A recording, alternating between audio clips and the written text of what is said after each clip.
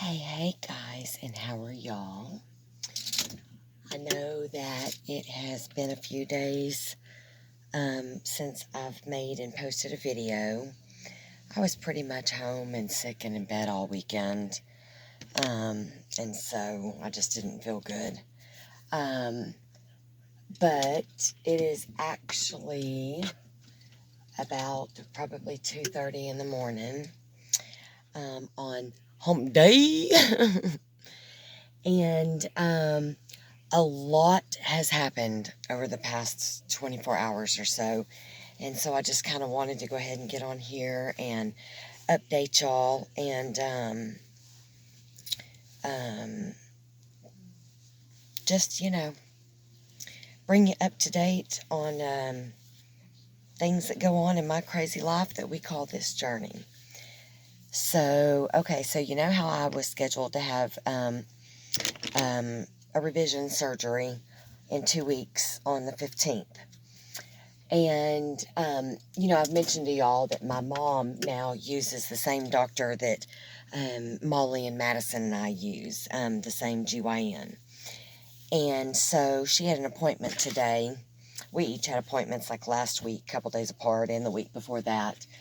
And she had an appointment today to go in and get the results of an endometrial biopsy that he did. And we actually found out that my mom has stage 1 endometrial cancer.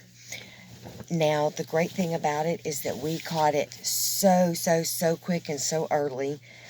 She already had a hysterectomy scheduled. He was going to go in and do my revision real quick on my bladder sling and all that stuff. And then he was going to do a surgery and just go ahead and do a full his on Mom, which he did on me a few years ago. He's basically doing the same surgery to Mom that he did to me a couple years ago. He's just having to do a revision on mine because I've lost even more weight. And so everything he did and put back up where it's supposed to be has gone back down again. And so all of that is still the same because when, that's actually the first line of treatment with this is they just go in and take everything out.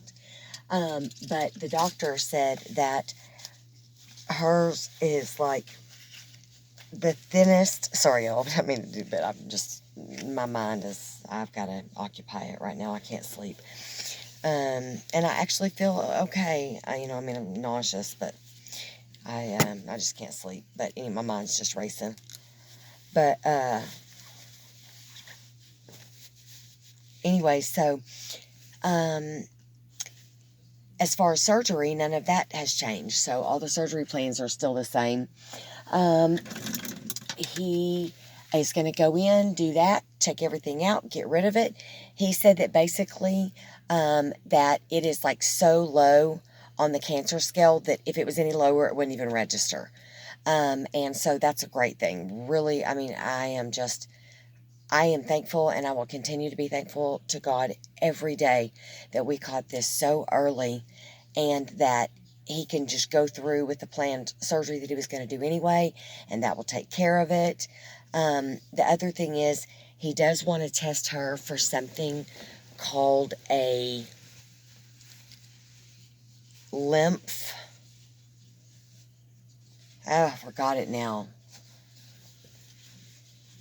A lymph something gene. And basically, it's a gene that if you test positive for it, it puts you in a higher risk for different cancers, but especially cancers like colon cancers. And so if for some reason Mom was test positive for this, then me and Molly and Madison have to get tested because it absolutely is inherited and genetic. Now, just because Mom has it doesn't mean that we all three will have it. But it does mean that we have a 50-50 chance of having it. So one of us could have it, none of us could have it, all four of us could have it. So any of us that do have it, what we have to do is just about every 18 months just go in for a colonoscopy to make sure, that everything is still good and fine and all of that stuff. So, but yeah, so we weren't expecting that today, to say the least. But you know, like I said, it's great, and I am just thankful to the good Lord that we caught this so early. And he said it is absolutely like the thinnest biopsy comeback cancer that he's ever done and ever had. And this is a guy, he is a great, great doctor and a great, great surgeon. And when he sits across the table from you and talks about endometrial cancer, and we're just going to go in, and he does it, you know, in a very relaxed physical state. His body is comfortable and in a relaxed body language. That's because he knows that he's good at what he does. And he knows when he and we and people should worry. And because he's been my doctor for so long, I've learned to read him. And so that made me feel very comfortable as well. It was very nice to be able to see him sit across from me, just, you know, open and legs wide open and, you know, not closed up like he does when he's nervous. And so I was like, yay, because I've seen him nervous with me, and it's scary because he's somebody that's always very, almost too confident in what he does. We say he's got a Napoleon complex and everything else. He does, but he's good. But you know, he's the type of doctor that will walk in and say, well, aren't you, like why he walked in today, basically told Mom, you know, aren't you glad you have a doctor that's thorough? Boom, and he lays down our results on the table. And yes, we are thankful that we have a doctor like him that is super thorough, because that's how we found this so early. So, and my mom is doing great, y'all. I mean, y'all think I'm strong. Where do you think I learned it from? The apple doesn't fall far from the tree. And just like she has been there with me through every single bit of this journey, I will be there for hers, even though it'll be a short one and an easy one, which is great. And then we will be done with this. But so what we've decided to do is he originally was going to do my surgery on May 15th, but instead he has just basically switched Mom and I, and he's put Mom in my spot, and he's going to put me in her spot. So I'll do my surgery like 2 to 3 weeks after Mom's. And so I'm just going to make sure that, you know, she does good with hers and heals well and all that, and then we'll go in and do mine behind her. So but yeah, so she's doing great. She's very positive. She knows he's a great, great doctor. Sorry, my phone, y'all. I'm trying. And yeah, so that's pretty much that. It's just been, like I said, a crazy wild ride. So again, she was diagnosed with stage 1, possibly 1A, endometrial cancer. And she already had the hysterectomy scheduled, so we're just going to go in and do that and let him go ahead and take everything out that he was going to anyways, including the yucky little cancer cell. So, I'm trying to think what else there is that I need to tell y'all about that. Gosh, I'm thinking, I know there's other stuff, but, so... But like I said, I'm so thankful that we caught it this early. And he just basically walked in and was like, yep, this is what your biopsy said, and da-da-da-da.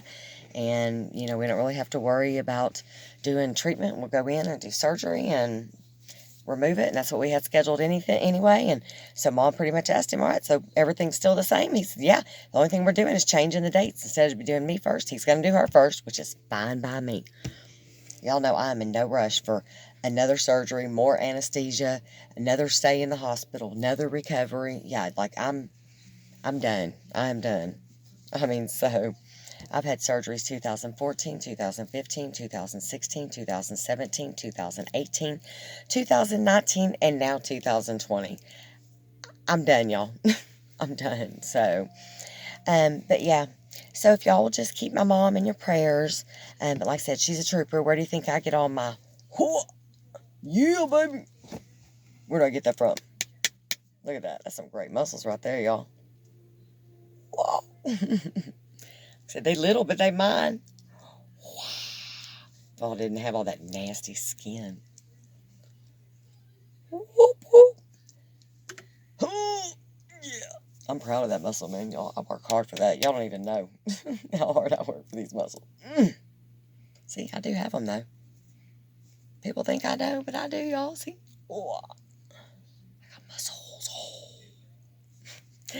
But, don't make me get up on your ass. But yeah, though, so if y'all will just keep Mom in your in your thoughts and your prayers. So, like I said, we just were not expecting that at all.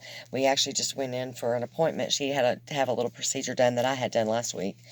And her surgery is pretty much the same surgery that I had done 4 years ago that he did on me. So, we were just going in for that and for the results, and didn't really think much of it until he dropped that bombshell. But like I said, even he was very comfortable with it, and it's like it's the lowest of the low of the low.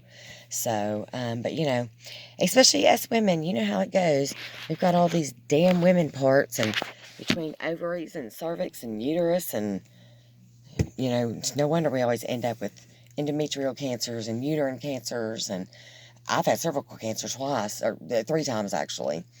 So, but, and mine were kind of basically, like this. They just went in and removed it, and it was nothing. So, yeah, that's that. So, like I said, I'm going to be there with her every step of the way, like she is still with me. I just cannot think of what the heck that's called. Hang on, I'm going to pause it so I can figure out and come back, just in case any of you guys know what this is. Hold up. BRB.